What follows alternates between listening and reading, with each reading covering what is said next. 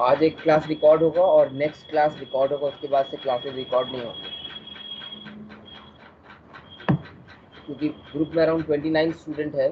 तो बहुत सारे स्टूडेंट ऐसे हैं जो लोग लाइव क्लासेस भी नहीं कर रहे हैं, ऑनलाइन भी नहीं कर रहे हैं, स्काइप से रिकॉर्डिंग कर ले रहे हैं, और बाद में जब उन लोग से पूछ रहे हैं तो वो लोग बोलते हैं हम लोग क्लासेस ही नहीं कर रहे। तो इस वजह से जो भी बच्चा ऑनलाइन क्लास करेगा, अब से रेगुलर क्लास करना, हम लोग रिकॉर्डिंग नहीं करेंगे। नेक्स्ट क्लास करेंगे, उसके बाद से नहीं करेंगे। स्क्रीन शेयरिंग स्टार्ट हो गया है और रिकॉर्डिंग भी स्टार्ट हो गया, ठीक है।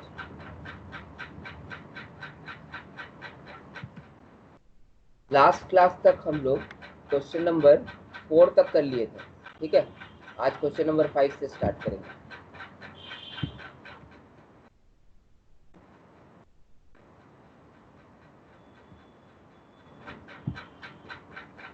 सबको स्क्रीन दिख रहा है क्या? हाँ सर।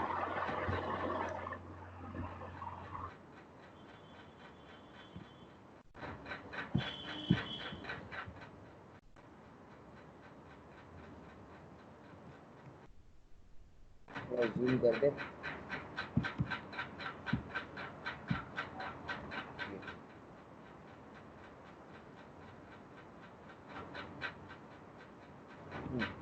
सबका स्क्रीन में क्वेश्चन नंबर 5 आ गया? हाँ सर।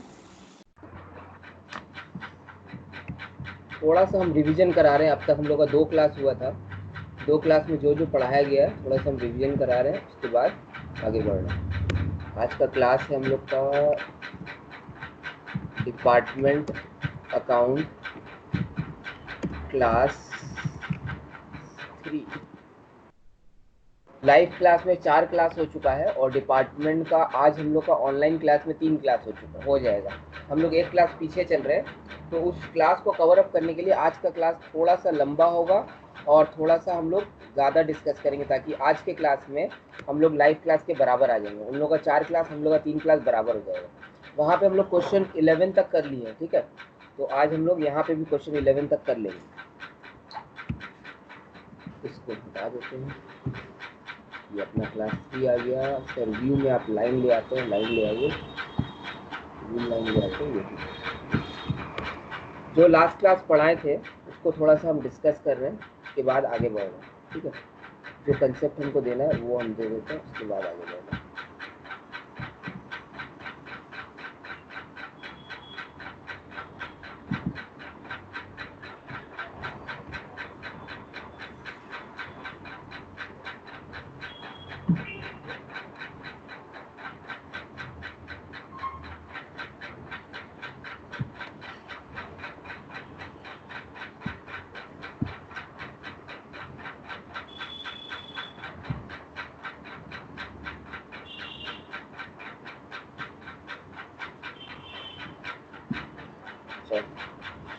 स्टार्ट कर रहे हैं।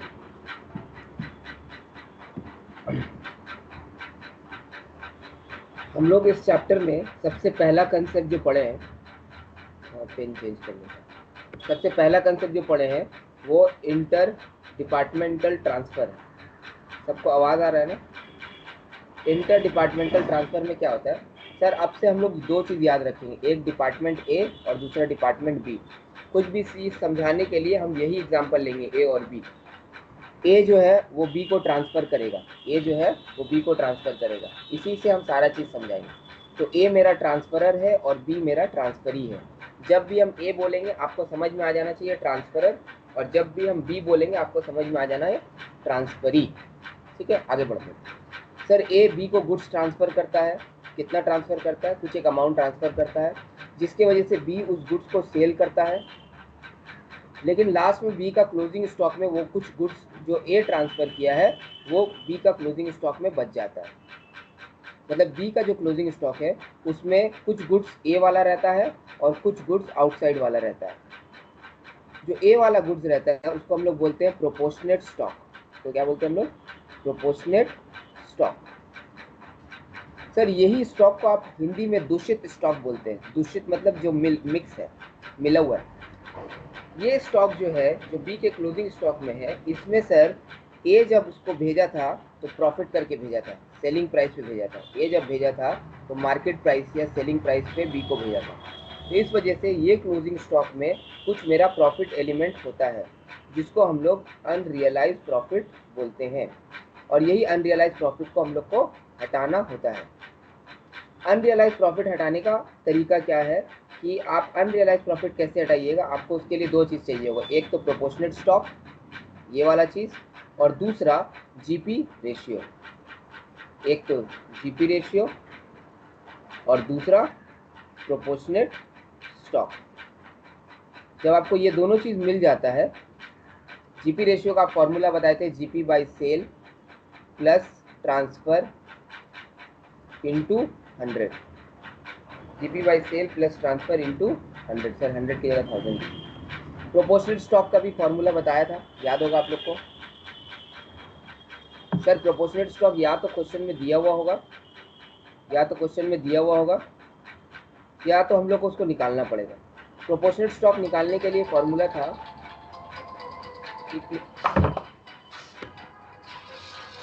एक मिनट होल्ड करो। हेलो, वालेकुम सलाम। क्लास ले रहे हैं, 5:30 तक फ्री होंगे, ठीक है? अच्छा ठीक है। प्रोपोर्शनेट स्टॉक में एक तो सर वो गिवन होगा, दूसरा हम लोग को अगर निकालना है तो आप बताए थे सर क्लोजिंग स्टॉक को ही से तो प्रोपोर्शनेट स्टॉक निकलता है। सर कैसे? ये देखो सर, ये बी का जो क्लोजिंग स्टॉक है इसी से तो प्रोपोर्शनेट स्टॉक निकलता है। तो इसी क्लोजिंग स्टॉक को हम यहाँ लिखेंगे और प्रोपोर्शनेट स्टॉक का रेशियो यहाँ पे लिखेंगे तो मेरा काम हो जाएगा। सर वो रेशियो क्या है? जितना ट्रांसफ़र हुआ और जितना टोटल है वही रेशियो होगा। ये ट्रांसफ़र और टोटल कहाँ से आएगा sir? Purchase plus transfer plus direct expense, ये टोटल हो गया। ये आप ट्रेडिंग के तरीके से बताए भी थे हम लोग को, ठीक है सर। ज़्यादातर क्वेश्चन में प्रोपोर्शनेट स्टॉक गिवन ही होता है, मतलब ये वाला चीज़ गिवन होता है। सर जब ये दो चीज़ मिल जाता है उसके बाद हम लोग क्या करते हैं, ए और बी को मल्टीप्लाई करते हैं और मेरा अनरियलाइज प्रॉफिट निकल जाता है। अनरियलाइज प्रॉफिट को हम लोग जनरल पीएल अकाउंट में हिट कर देते हैं और अपना काम हो जाता है ना? यहाँ तक सबका क्लियर है? जी भाई। ठीक है, आगे बढ़ रहे हैं। पुराना कंसेप्ट रिवाइज करा दिया, अब आगे बढ़ते हैं। इसको मिटा देते हैं पहले। हम सोच रहे हैं ना एक रफ नोट साथ ही साथ खोल लेंगे, ताकि क्या होगा, रफ वर्क करेंगे तो बार बार मिटाने का झंझट नहीं रहेगा।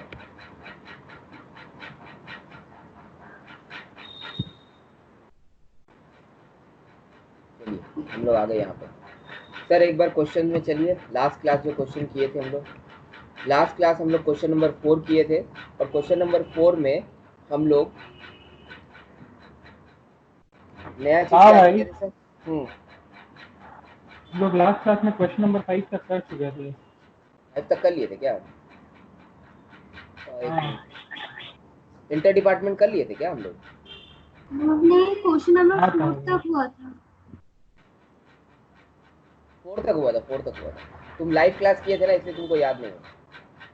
वो अच्छा तो हो सकता है। ठीक। आज 5 करेंगे, उसके बाद सीधा हम 11 12 में जाएंगे। 6 से 10 हम होमवर्क देंगे, ठीक है? चलिए सर, 5 बहुत इंपॉर्टेंट क्वेश्चन है। 5 में क्या हो रहा है सर? क्रॉस ट्रांसफर हो रहा है। सर क्रॉस ट्रांसफर क्या होता है? आज का टॉपिक है हम लोग का क्रॉस ट्रांसफर। आप अपना बुक में हेडिंग दे दीजिएगा, cross transfer.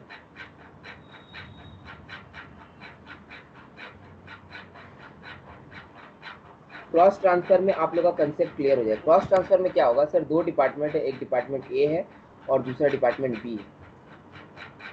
Department A department B को ट्रांसफर करेगा, सर ये कोई नया बात नहीं है। अब नेक्स्ट केस में क्या होगा? डिपार्टमेंट बी भी डिपार्टमेंट ए को साइमल्टेनियसली ट्रांसफर करेगा। मतलब सर इंटर डिपार्टमेंटल ट्रांसफर होगा, ए बी को करेगा और बी ए को करेगा। जब दो डिपार्टमेंट आपस में एक दूसरे को ट्रांसफर करते हैं उसको क्रॉस ट्रांसफर बोलते हैं। तो सर करना कुछ नहीं है, पहले जो बी के लिए कर रहे थे, अब तक हम लोग जो बी के लिए कर रहे थे, अब हम लोग को ए के लिए भी करना पड़ेगा, बस और कुछ नहीं। सर एक बार आप स्पेसिमेन दिखा दीजिए ना, आसान हो जाएगा। ये ट्रेडिंग है, ये ट्रेडिंग अकाउंट, ठीक है सर। यहाँ पे 2 कॉलम है, ये डिपार्टमेंट ए का कॉलम, ये डिपार्टमेंट बी का कॉलम, ये ए का कॉलम, ये बी का कॉलम, ठीक है। ये रह न तो बीमारी होता है।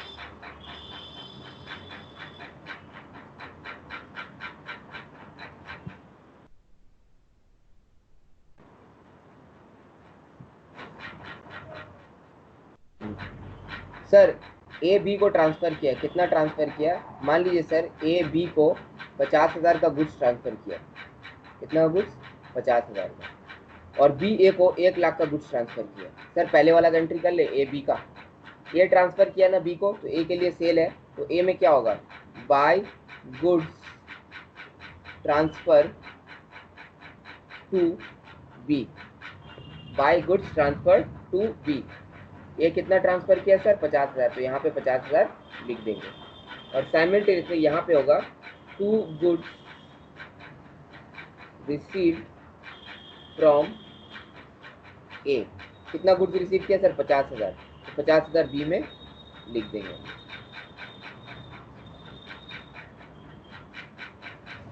इसमें किसी को डाउट है? नहीं सर। ठीक है, अब हम पूछ रहे हैं सर सेकंड वाला एंट्री बताइए, ये वाला। बी ए को ट्रांसफ़र किया 1 लाख, ठीक है, तो यहाँ पे क्या लिखेंगे?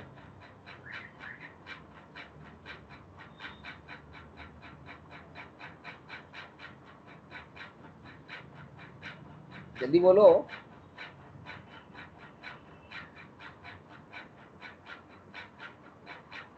बी ए को ट्रांसफ़र किया, यहाँ पे क्या लिखें? कॉल में कोई नहीं है क्या? सभी लोग हैं। श्वेता लेफ्ट, शोएब है, रिजवान है, और प्रियंका है, और सुंदिता है। अरे बोलो भाई, क्या लिखे यहाँ पे?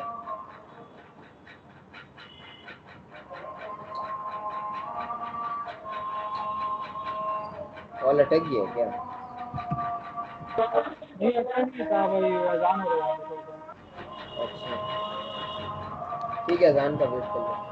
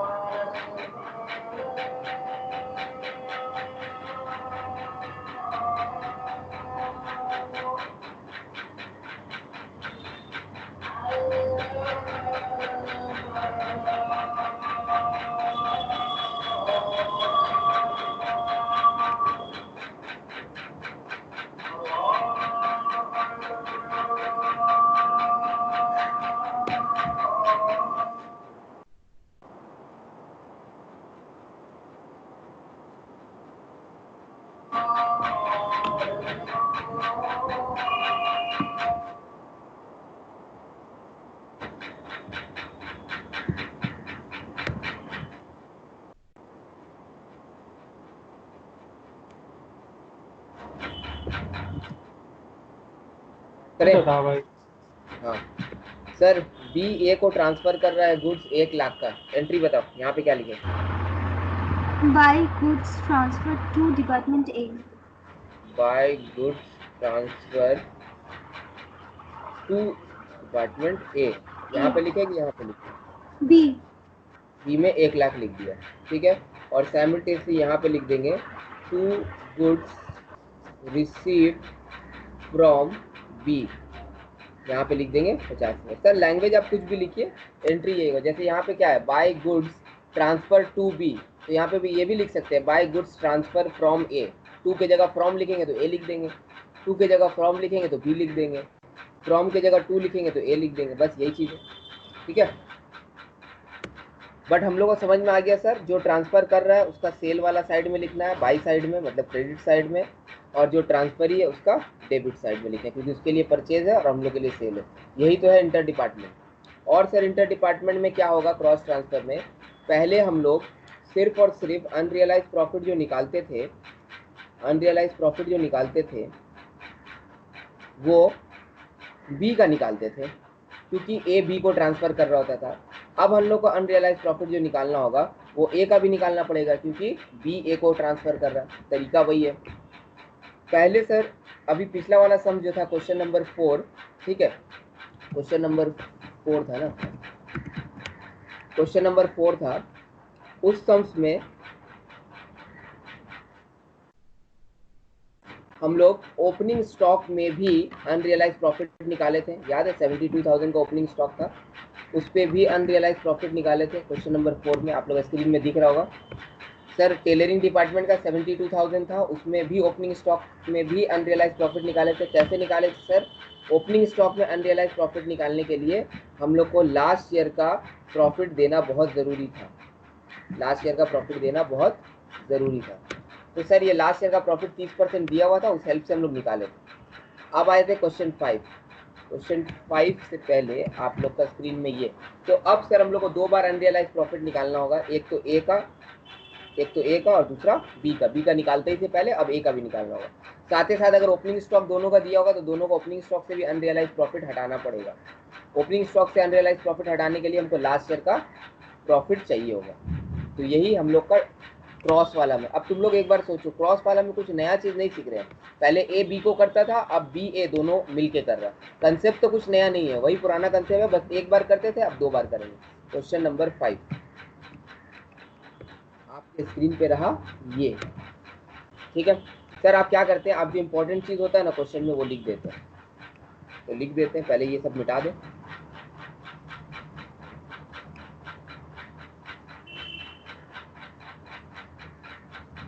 हाँ इसमें एक बार में क्लियर वाले का ऑप्शन नहीं है। एक बार में क्लियर करने का ऑप्शन अभी तक तो हम देखा नहीं है। हाँ वो तो होगा, इसमें माइक्रोसॉफ्ट का इसमें तो ऐसा ही है। ये माइक्रोसॉफ्ट का ही है। हाँ ठीक है, चलो देखा जाए, करते करते सीख जाए। क्वेश्चन नंबर 5 सर, एक कंपनी है स्टॉक ट्रेडर, उसका दो डिपार्टमेंट है ए और B. From the following information you are required to prepare departmental trading and profit and loss account और general profit and loss account. ठीक है सर। सेल दिया हुआ है दोनों ही डिपार्टमेंट का सर, 4,50,000 और 4,50,000 और 3,75,000। ठीक है। परचेजेस दिया हुआ है सर, स्टॉक, ओपनिंग स्टॉक काम का चीज़ है, उसको आप अंडरलाइन कर लीजिए। ओपनिंग स्टॉक एक ये हो गया और एक ये हो गया, ठीक है। सैलरी दिया हुआ सर, डेप्रिसिएशन दिया हुआ, स्टॉक ऑन 31 मार्च 2010 सर, ये क्लोजिंग स्टॉक है।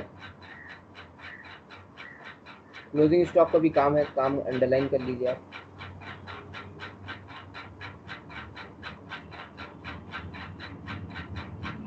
चलिए ये हो गया अपना ओपनिंग स्टॉक और ये हो गया अपना क्लोजिंग स्टॉक। और कुछ एक्सपेंसेस बोला है, सेल के हिसाब से होगा। कैरेज इनवर्ट दिया हुआ है सर, कैरेज इनवर्ट जनरल वाला में दिया हुआ, कैसे बांटे, ये सी नहीं, हाँ ये जनरल है, ये सी नहीं है तो जनरल करना पड़ेगा।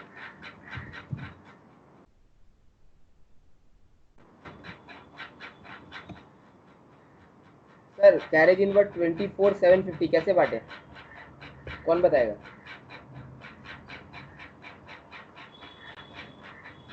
अरे बोलो सर। कैरेज आउटवर्ड सेल के बेसिस पे बढ़ता है और कैरेज इनवर्ट परचेज के बेसिस पे बढ़ेगा। क्यों सर? क्योंकि कैरेज इनवर्ट मतलब फैक्ट्री में सामान आ रहा है और सामान वही आएगा जो हम खरीद के लाएंगे या परचेज करके लाएंगे, तो जितना परचेज करेंगे उतना कैरेज इनवर्ट, इसलिए कैरेज इनवर्ट को परचेज के बेसिस पे बांट देंगे। रेंट रेस का क्या बोल रहा है सर, 10% जनरल है और 90% डिपार्टमेंटल का है। मतलब सर यहाँ पे देखो 1,60,000 रेंट रेट्स है, इसमें से 10% मतलब 16,000 जो है वो जनरल है और बाकी 1,44,000 जो है 1,44,000 जो है वो मेरा क्या हो जाएगा, वो दोनों डिपार्टमेंट में बटेगा, और दोनों डिपार्टमेंट में जो बटेगा वो एरिया वाइज बटेगा। आगे बढ़ते हैं। लीगल एक्सपेंसेस बोल रहे हैं अपोर्शन करना ही नहीं है, तो लीगल एक्सपेंसेस को हम लोग अपोर्शन नहीं करेंगे। तो लीगल एक्सपेंसेस का क्या करेंगे सर, वो जनरल पीएल में डाल देंगे, लीगल एक्सपेंसेस को जनरल पीएल में डाल देंगे, बाकी इंफॉर्मेशन में आ जाता है। Space occupied by department A is double the space occupied by department B. थोड़ा लिखने का काम करेगा, व्यू में जाते हैं।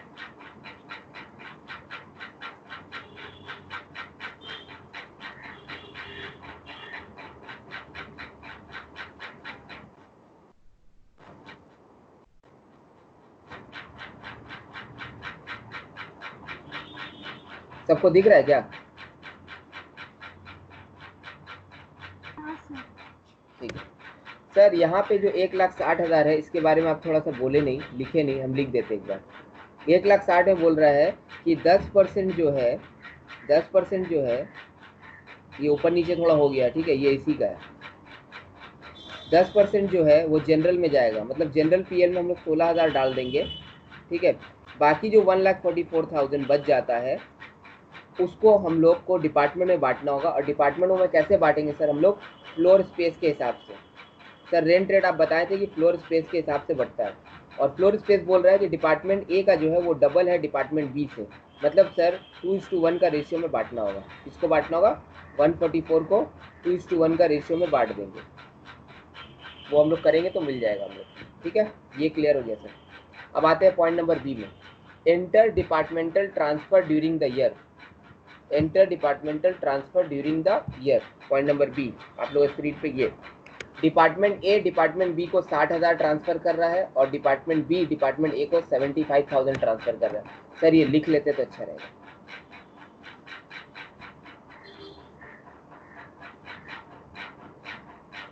Department A department B transfer कर रहा है, कितना ट्रांसफर कर रहा है सर, डिपार्टमेंट ए कर रहा है 60,000 एट कॉस्ट प्लस 25%। ये क्या होता है सर, कॉस्ट प्लस 25%? मालूम नहीं है। 60,000 कॉस्ट प्लस 25%। अब आ जाते हैं डिपार्टमेंट बी भी ट्रांसफर कर रहा है, डिपार्टमेंट बी डिपार्टमेंट ए को ट्रांसफर कर रहा है।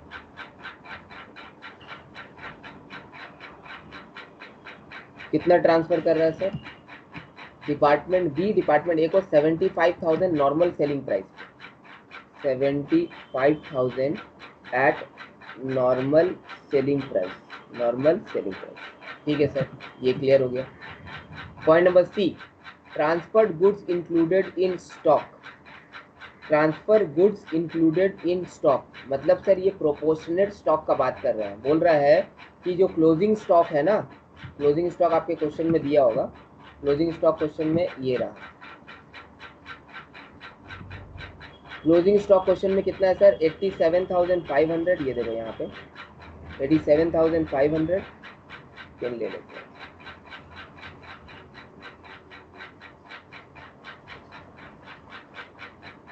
क्या हुआ भाई, पेन क्यों नहीं आ रहा है?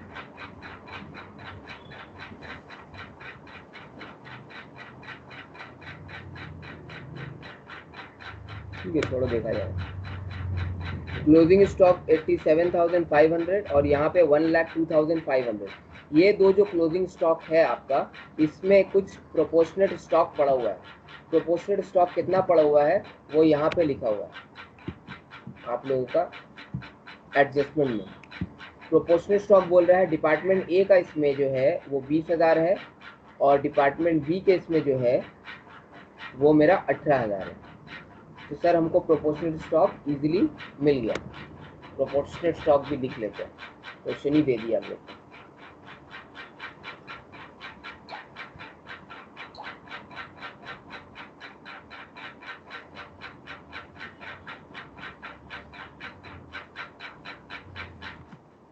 ए का 20,000 और बी में 18,000। और कुछ इन्फॉर्मेशन चाहिए हम लोग को। Opening stock did not include goods transfer from other department. Sir अच्छा बात तो ये है कि ओपनिंग स्टॉक में दूसरे डिपार्टमेंट का कोई गुड्स इंक्लूडेड नहीं है। अगर होता तो उसको भी निकालना पड़ता। ओपनिंग स्टॉक जो 22,500 और 1,12,500, इसमें भी अनरियलाइज प्रॉफिट होना चाहिए था, बट ये लोग क्वेश्चन में डायरेक्टली बोल दिया कि नहीं है। अच्छा बात है, अगर होता तो पिछला साल का प्रॉफिट भी देता तो हम लोग को निकालना पड़ता। ठीक है सर, सम्स बनाते हैं। सम्स में कुछ करना नहीं है, बस 2 बार अनरियलाइज प्रॉफिट निकालना होगा। उसके लिए हम लोग को पहले ट्रेडिंग अकाउंट बनाना पड़ेगा, तभी आगे बढ़ सकेंगे। चलिए सर, ट्रेडिंग पीएल बनाना शुरू करते हैं।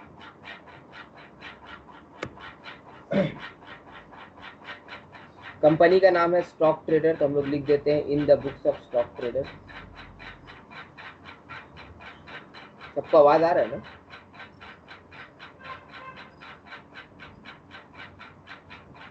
सब कॉल पे है तो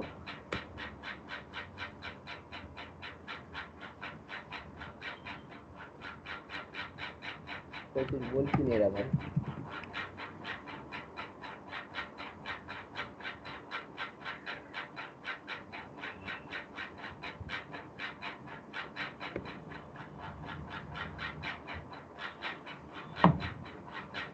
हेलो,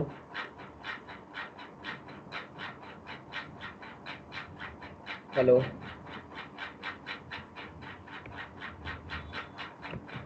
हेलो,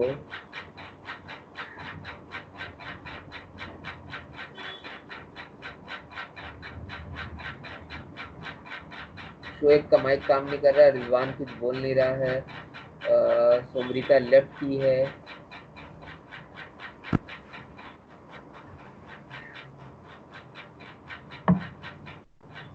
और ये कौन है? शोएब है।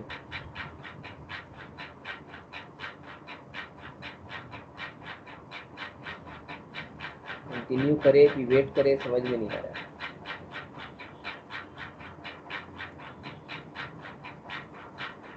हेलो,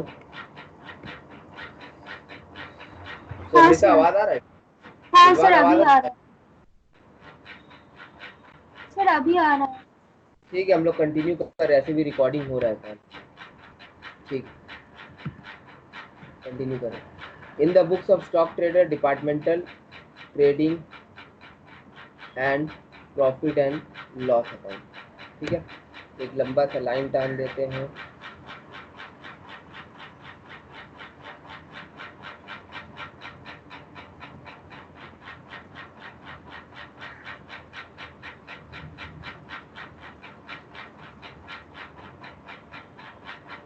ठीक है सर, यहाँ पे पर्टिकुलर होगा, यहाँ पे डिपार्टमेंट ए होगा, यहाँ पे बी होगा, यहाँ पे ए होगा, यहाँ पे बी होगा, यहाँ पे डेबिट और यहाँ पे क्रेडिट।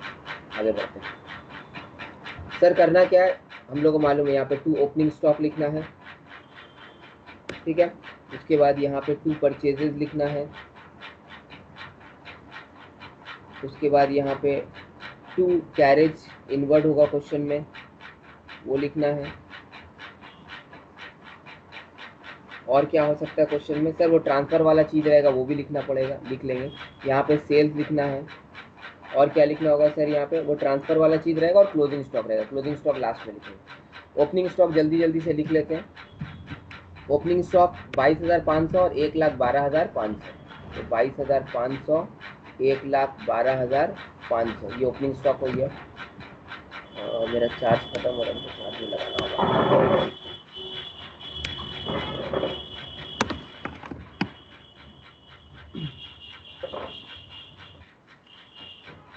ओपनिंग स्टॉक हो गया। परचेजेस सर कितना है? परचेजेस देखिए क्वेश्चन में 1,70,000 और 1,42,550। तो ये हो गया 1,70,000, 1,42,550। ये हो गया अपना purchases. Carriage inward, carriage inward sir, carriage inward यहाँ पे है 1,00,000। कैरेज इनवर्ड कितना दिया हुआ है यहाँ पे समझ में नहीं आ रहा, हम इसको स्क्रीन को बंद करते हैं।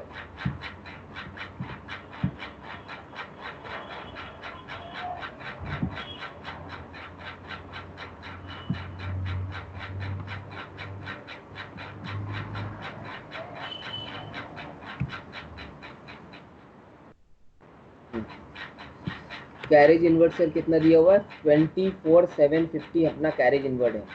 कैरेज इनवर्ड को आप बोले परचेज के बेसिस पे बांटना होगा। तो अगर हम लोग परचेज के बेसिस पे कैरेज इनवर्ड को बांटे तो कैसे होगा? ये ए का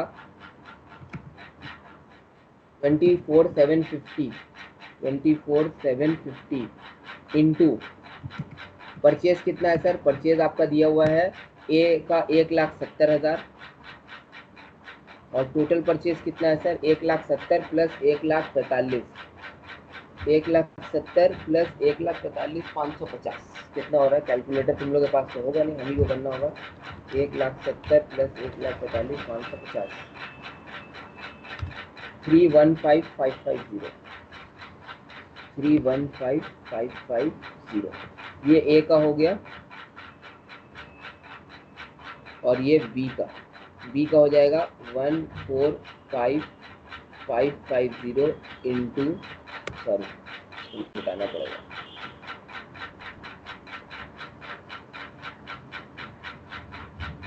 24,750 इंटू 145,550 डिवाइडेड बाय 315,550, ये अपना हो गया बी का। सर कैलकुलेटर में ये आया कितना? ए का कितना आया? 1,334 और बी का कितना आया? 11,416। सर कैरेज इनवर्ट बांट दिए, सेल लिख दीजिए। सेल क्वेश्चन में 4,50,000 और 3,75,000, 4,50,000 और 3,75,000, ये अपना हो गया सेल। अब सर दो नया चीज़ लिखना है, वो हम लोग ऑलरेडी मालूम है, वो क्या है? ट्रांसफ़र वाला एंट्री। ट्रांसफ़र वाला एंट्री के लिए कलर चेंज कर लेते हैं, इसके लिए रेड ले लेते हैं।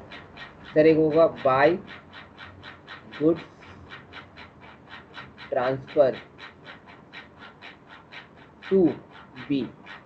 Sir by goods transfer to B, B को कितना ट्रांसफ़र किया है सर? यहाँ पे नीचे दिख रहा है हम लोग को, बी को कितना ट्रांसफ़र किया है? 60,000। ए बी को ट्रांसफ़र किया है 60,000, तो 60,000 यहाँ पे लिख दिए। और correspondingly to goods receive from A 60,000। उसके बाद ग्रीन पेन से by goods transfer to A, B A को कितना ट्रांसफ़र किया है?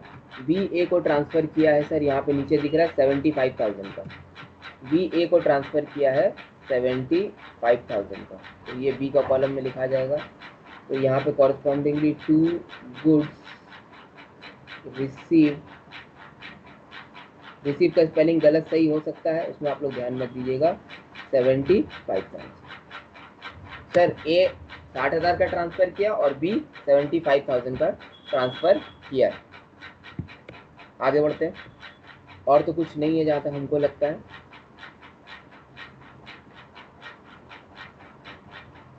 ये लाइन सीधा कब टालने सीखेंगे हम, मालूम नहीं, स्केल वाला कुछ काम करना पड़ेगा। सर ग्रॉस प्रॉफिट निकालिए, सारा कुछ हो गया, एक चीज़ छूट गया सर, उसका नाम है closing stock. By closing stock, closing stock हम लोग ऑलरेडी लिखे भी थे, यहाँ पे देख लेते। 87,500 और 1,02,500, 87,500 1,02,500। सबको मेरा आवाज़ आ रहा है ना?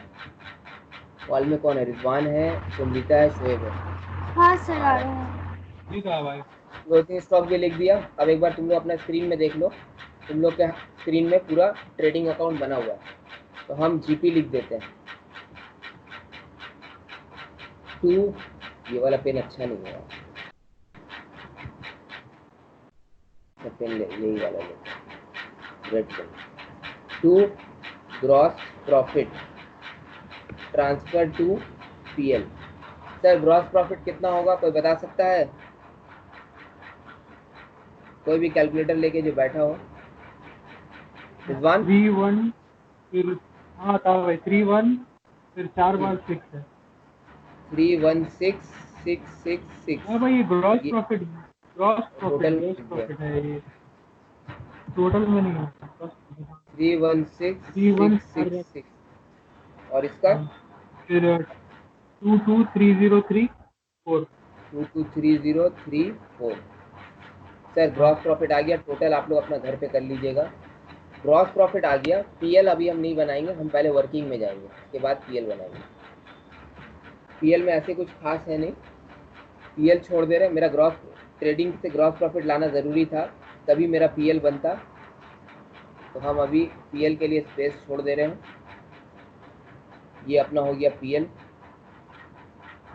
सर पीएल के लिए स्पेस छोड़ रहे हैं तो जनरल पीएल के लिए भी छोड़ दीजिए, जनरल पीएल के लिए भी स्पेस छोड़ देते हैं।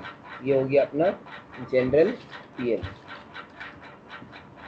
जनरल पीएल बनाना यहाँ से बनाना।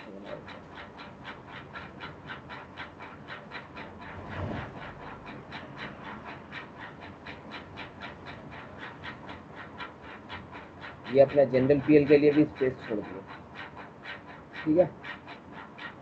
अब आ जाते हैं वर्किंग में। वर्किंग क्या करना, अनरियलाइज प्रॉफिट निकालना। तो वर्किंग नोट 1, अनरियलाइज प्रॉफिट।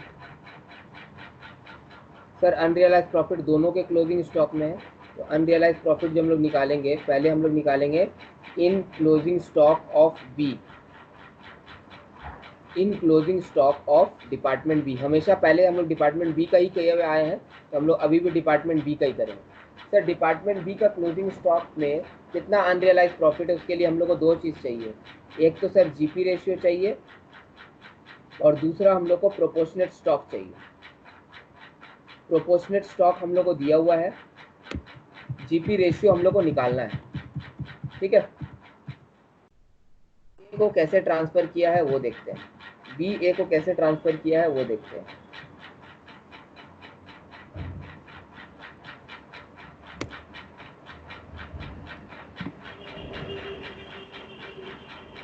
देखो डिपार्टमेंट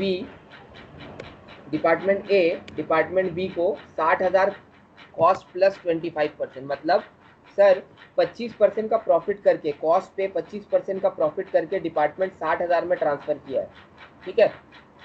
तो हम लोग एक रूल सीख लेते हैं कि सर कैसे करके, सर नॉर्मल सेलिंग प्राइस जब बोलता है ना तो हम लोग जीपी रेशियो निकालते हैं ट्रेडिंग का हेल्प लेके, लेकिन सर जब ऐसा दिया रहेगा, इस तरीक़ा से दिया रहेगा, तो हम लोग क्या करेंगे वो अभी हम लोग सीख रहे हैं।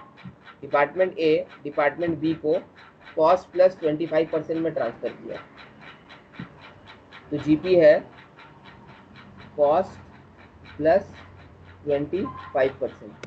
तो जीपी रेशियो है कितना, हमको वो निकालना पड़ेगा। जो भी तुमको दिया रहेगा ना उसको 100 मानना पड़ेगा, जो भी तुमको दिया हुआ है उसको 100 मानना पड़ेगा।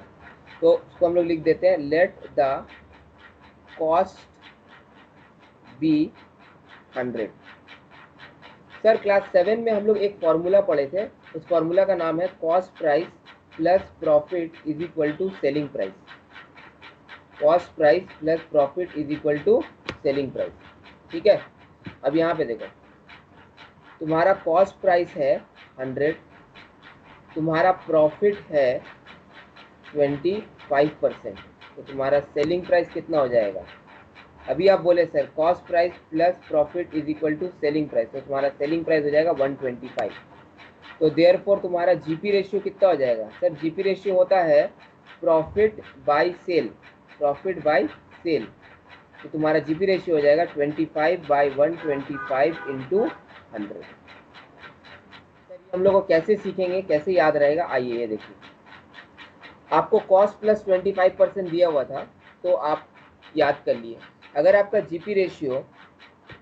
जीपी रेशियो इस तरीक़ा से दिया रहा है 30% ऑन सेलिंग प्राइस, यहाँ पे आपका 25% ऑन कॉस्ट था, तो आप इस तरीके से किए।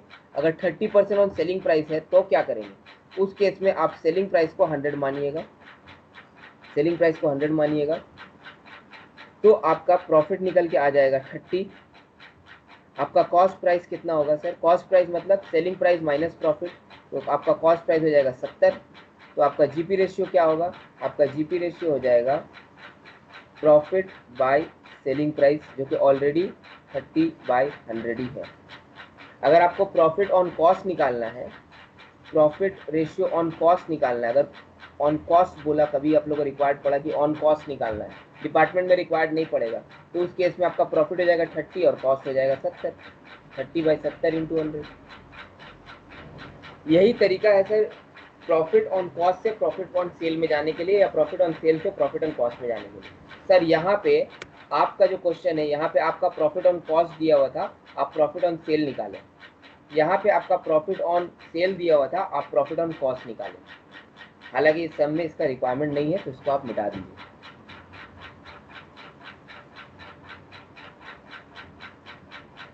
ये मिट गया। अच्छा, पूरा नहीं मिटा।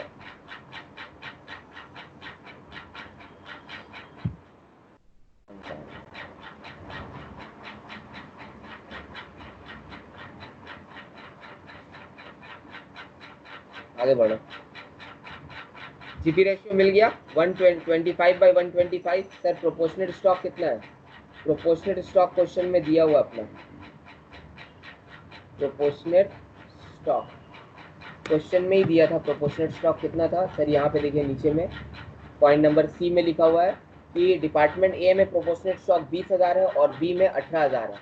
तो हम लोग अभी बी का कर रहे हैं, तो हम लोग बी का 18,000 लिख देना है यहाँ पे। अनरियलाइज प्रॉफिट कितना हो जाएगा? अनरियलाइज प्रॉफिट हो जाएगा 18,000 और जीपी रेशियो मेरा 25/125। सर इंटू 100 करेंगे तो परसेंट में आएगा, बात बराबर ही है। 18,000 इंटू 25/125 कितना होता है सर? जरा देख के बताइए जल्दी से। 18,000 का 20% होगा 3,600। ये हो गया मेरा अनरियलाइज प्रॉफिट। किसका हुआ सर? अनरियलाइज प्रॉफिट अभी किसका निकला हम लोग का? Closing stock of department B. अब closing stock of department A का निकालना।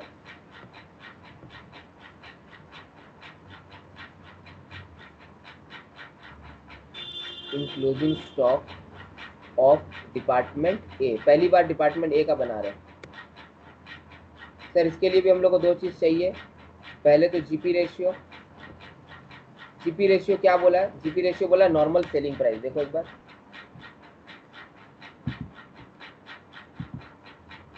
जीपी रेशियो जब ए को ट्रांसफर कर रहा है तो 75,000 ट्रांसफर किया है और नॉर्मल सेलिंग प्राइस पे ट्रांसफर किया है। नॉर्मल सेलिंग प्राइस मतलब हम लोग को जीपी का फॉर्मूला लगाना पड़ता है ट्रेडिंग के हेल्प से। ट्रेडिंग के हेल्प से जीपी का फॉर्मूला लगाएंगे तो हम लोग का काम बन जाएगा। सर नॉर्मल सेलिंग प्राइस के लिए हम लोग का फॉर्मूला है GP by sale plus transfer into 100। Sir trading में जाके देखते हैं जीपी कितना है। ये अपना ट्रेडिंग जीपी है सर।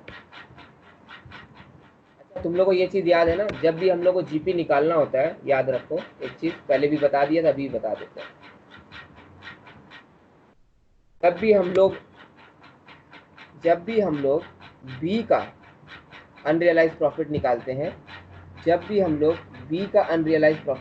हैं, तो हमको जीपी रेशियो ए का चाहिए होता है।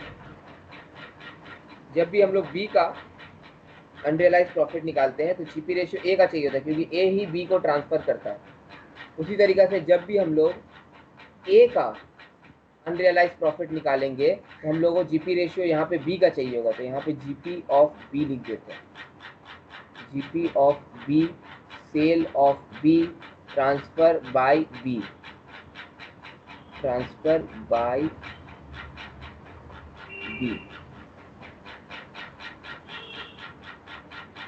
सर यहाँ पे जीपी जो निकलेगा वो बी का निकलेगा। तो बी का जीपी कितना है सर? एक बार आप देख लीजिए कितना है, कितना निकाले थे। बी का जीपी है 223034 और सेल है 3,75,000। 223034 और सेल 3,75,000, तो जीपी लिख लिया 223034, सेल 3,75,000, ट्रांसफर 75,000 किया था बी ए को, इंटू 100। जीपी रेशियो कितना निकल के आया, कोई बताएगा? कैलकुलेटर में मेरे हिसाब से आ रहा है 49.56%। 49.56%। और प्रोपोर्शनेट स्टॉक कितना था सर? प्रोपोर्शनेट स्टॉक क्वेश्चन में बोला था हम लोग को, कितना बोला था रिजवान? 20,000 था भाई। 20,000। तो प्रोपोर्शनेट स्टॉक हो गया मेरा 20,000।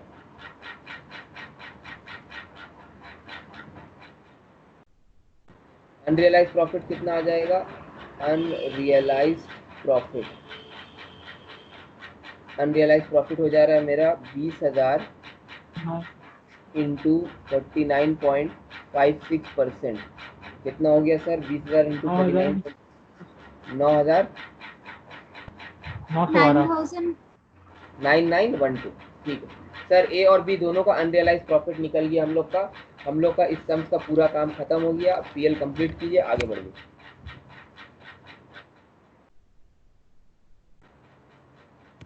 पीएल कंप्लीट करने के लिए सबसे पहले जीपी को ट्रांसफर करें बाय जीपी 3,16,666 और यहाँ पे 223,034।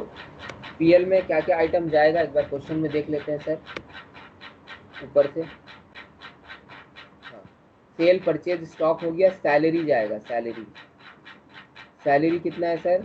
सैलरी है यहाँ पे 52,500 और 40,000। तो यहाँ पे लिख देते हैं salary.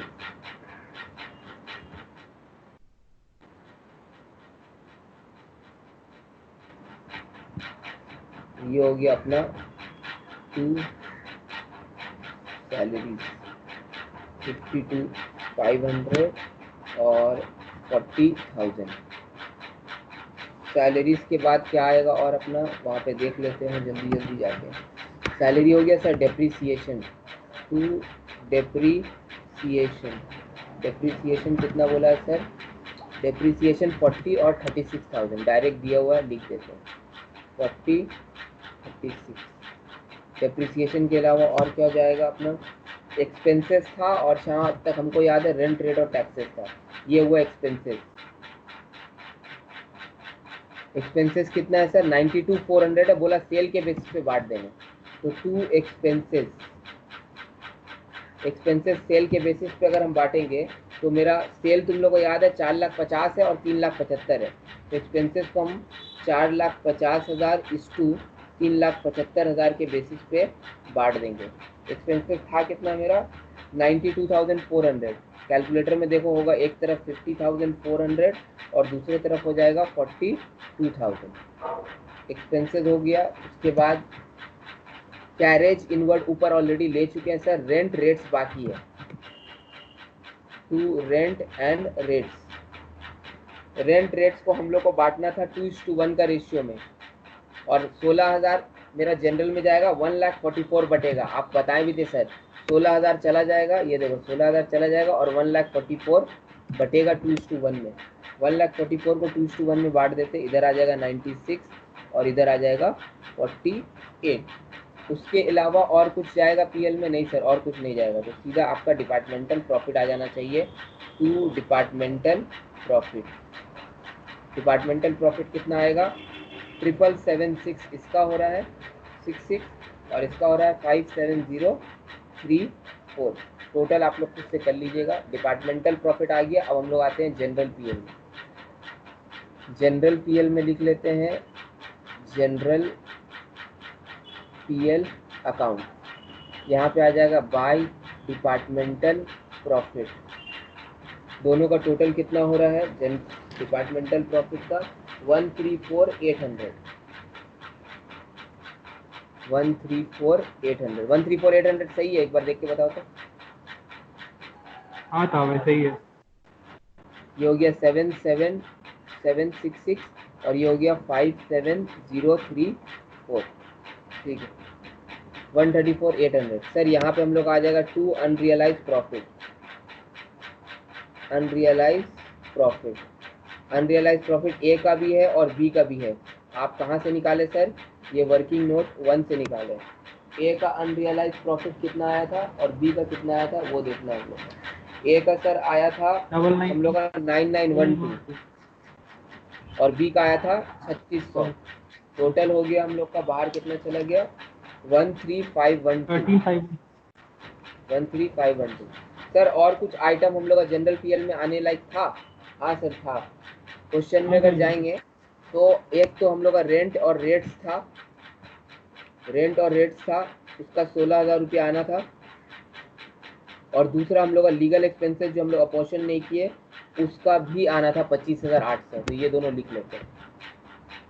To rent and rates इसका हो गया 16,000 और टू लीगल एक्सपेंसेस इसका हो गया 25,800, कितना 25,800 था ना। थोड़ा सा मिटाना जी पड़ेगा पापा। और मिटा के नेट प्रॉफिट लिख देते हैं।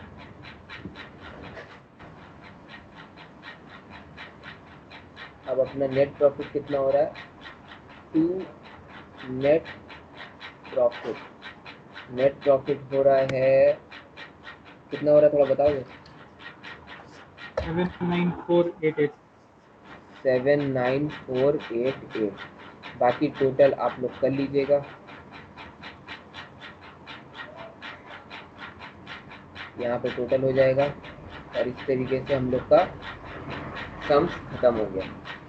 इस सम्स में हम लोग को क्या सीखे सर, एक डिपार्टमेंट दूसरा डिपार्टमेंट को ट्रांसफर कर रहा है, एक वो चीज़, और दूसरा चीज़ अगर हम लोग को कॉस्ट प्लस 25% में दिया हो तो हम लोग कैसे करके अपना सेलिंग प्राइस वाला रेशियो निकालेंगे।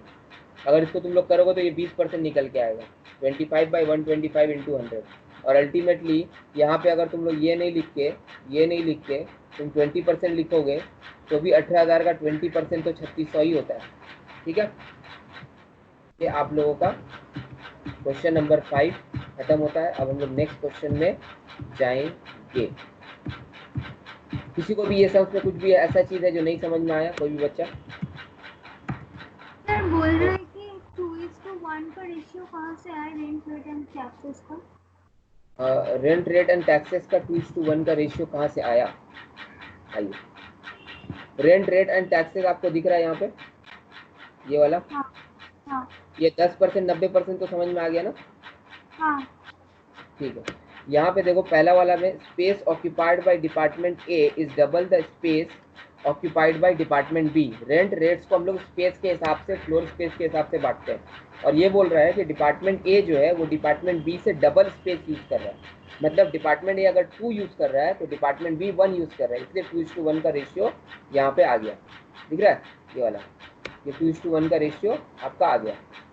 अब हम क्या किए, 16,000 हटा दिया, 144 को 2:1 का रेशियो में बांट दिए। ठीक है, ठीक है सर। आगे बढ़ो सर। नेक्स्ट क्वेश्चन कौन सा करेंगे हम लोग, नेक्स्ट क्वेश्चन हम लोग करेंगे क्वेश्चन नंबर 12। 11 ना कहा भाई। ऑनलाइन क्लास में कौन सा किया, 12 किया हमने, इसके बाद 11 करेंगे। लाइव क्लास में 12 किया ना हमने। नेक्स्ट क्वेश्चन 12 अच्छा कहा भाई, क्वेश्चन नंबर 6 का आंसर बता दीजिए हमको। मतलब कौन सा, क्वेश्चन नंबर 6 का gross profit, net departmental profit और नेट प्रॉफिट। मैसेज कर देंगे ग्रुप में, चलेगा। हाँ ठीक है, ठीक है, वो भी चलेगा। हम ऐसे भी सोल्यूशन देंगे, आप तो बोले ही है। नहीं हम खुद फिर भी से क्या हम देखना था कि क्वेश्चन नंबर 6 आंसर का सही है। 6 हाँ, का खुद ग्रॉस से किया प्रॉफिट था है ना। 3 लाख और 1,20,000, हाँ सही है। और नेट प्रॉफिट है 277,500 और 1,02,500, हाँ वो भी सही है। और अनरियलाइज तो प्रॉफिट तुम्हारा डिपार्टमेंटल हाँ 2,77,500 और 1,02,500 1,02,500, हुआ। हाँ वो हाँ तो डिपार्टमेंटल प्रॉफिट है ना। और अनरियलाइज प्रॉफिट तुम्हारा आएगा 6,600। ठीक है था भाई, एकदम ठीक ठीक है है, मेरा। Net profit 350,400। हाँ सही है, सही है। क्वेश्चन नंबर थैंक यू था 12 भाई। में आ रहे हैं हम लोग। सबके स्क्रीन में क्वेश्चन नंबर 12 है सर। एक नया हाँ सर। कॉन्सेप्ट, क्रॉस ट्रांसफर सीख लिया, क्रॉस ट्रांसफर सीख लिया। अब हम लोग नया कंसेप्ट लेने जा रहे हैं, वो कंसेप्ट आपके एग्जाम के लिए बहुत इंपॉर्टेंट है।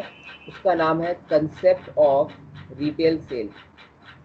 ये पहला क्वेश्चन ऐसा है जिसमें इंटर डिपार्टमेंटल ट्रांसफर होगा ही नहीं। Concept of retail sales sir, ये क्वेश्चन जो है ना, ये must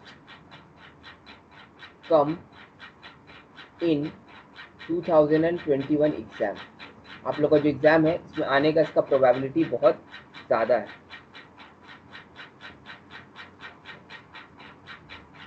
concept of retail sale, ये हर 2 अटेम्प्ट या 3 अटेम्प्ट के बाद ये क्वेश्चन ये लोग पूछता है। 2 टाइप का क्वेश्चन डिपार्टमेंट से आता है, एक जो हम लोग अभी कर चुके हैं 1 से लेके 6 तक जो हम लोग किए, एक वैसा टाइप का, उसी में मिक्स रहेगा, कभी ओपनिंग स्टॉक का पूछेगा, कभी आपस का पूछेगा। और ये दूसरा वाला concept of retail sale. Concept of retail sale में क्या होगा, वो हम लोग क्वेश्चन करके ज़्यादा बेटर समझ पाएंगे। तो हम लोग सीधा आ जाते हैं क्वेश्चन नंबर, ब्लैक पेन का गया, अच्छा ऑरेंज कर दिया इसको, ब्लैक ब्लैक ब्लैक। सीधा आ जाते हैं क्वेश्चन नंबर 12 में। क्वेश्चन नंबर 12 आपके स्क्रीन पे रहा ये। सर 3 डिपार्टमेंट है, MS Suman hosiery mill produce 3 variety of product, Sonu, Mona and Dona. Sir ये सोनू नहीं है, ये सोना है, इसको पहले आप सोना कीजिए। तो ये हो गया सोना, सोना का एस होता होगा ना, ये हो गया सोना, ठीक है। The cost of production during the year 2000 of these variety amounted to ₹8 lakh. हम ना जो भी क्वेश्चन बोल रहे हैं हम लिखते जा रहे हैं, ठीक है, ये आपका काम आएगा। Cost of production, cost of production कितना हुआ है, 8 लाख। अब यहाँ पे आ जाता है सोना, यहाँ पे मोना और यहाँ पे डोना। जो क्वेश्चन बोलेगा हम यहाँ पे लिख देंगे। The cost of production is 8 lakh. Output during the year वर, सोना का 4000, मोना का 8000 और डोना का 9600। आउटपुट मतलब क्या होता है सर, आउटपुट मतलब होता है प्रोडक्शन, आउटपुट मतलब होता है प्रोडक्शन। कितना इस साल प्रोड्यूस हुआ है, कितना प्रोड्यूस हुआ है सर, 4000, 8000 और 9600। 4000, 8000 और 9600, ये हो गया आउटपुट। ये सारा यूनिट्स पे है, ओके। आउटपुट के बाद क्या बोल रहा है ये लोग, stock on 1 January, stock on 1 जनवरी मतलब सर ये ओपनिंग स्टॉक का बात कर रहा है। ये भी यूनिट पे दिया है 450, 300 और 600। तो ओपनिंग स्टॉक जो है, ओपनिंग स्टॉक जो है ये भी यूनिट में है, 450, 300, यहाँ पे हो गया 600। आगे बढ़ते हैं। सेल ड्यूरिंग द ईयर 4100, 7700 और 10000। सेल भी यूनिट पे,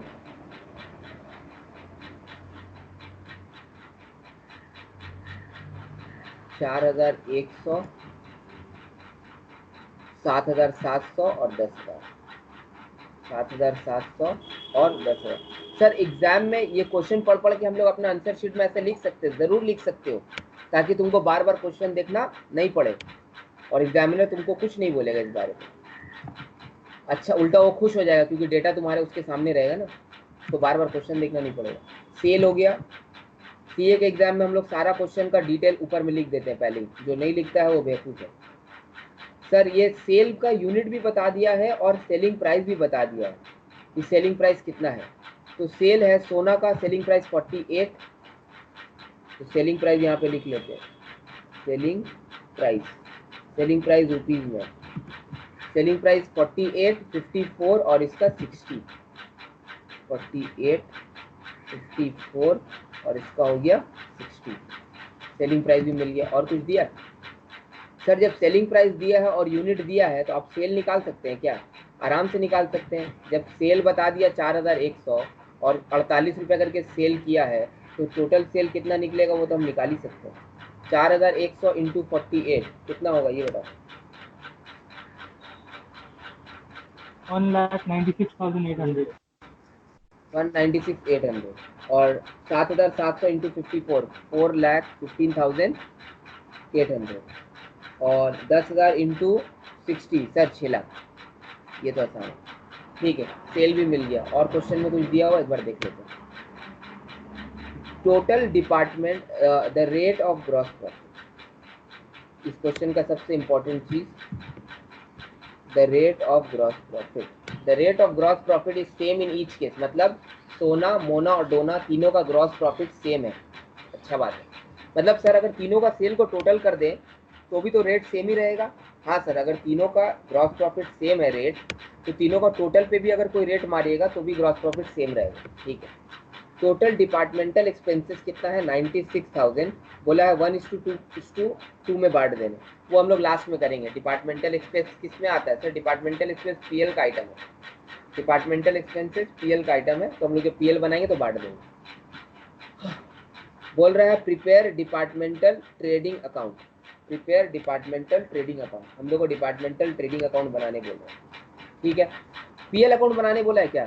नहीं सर, सिर्फ ट्रेडिंग अकाउंट बनाने बोला है। तो जब पीएल अकाउंट बनाना नहीं है तो डिपार्टमेंटल एक्सपेंसेस का कोई काम भी नहीं है, तो उसका कोई काम आएगा भी नहीं, सिर्फ ट्रेडिंग अकाउंट बनाना, ये बहुत इंपॉर्टेंट होता है। क्वेश्चन का प्रिपेयर वाला पोर्शन अच्छा से पढ़ने एग्जाम में, अगर आप उसको पढ़ लीजिएगा तो आपका कम से कम 10 से 15 मिनट सेव होगा।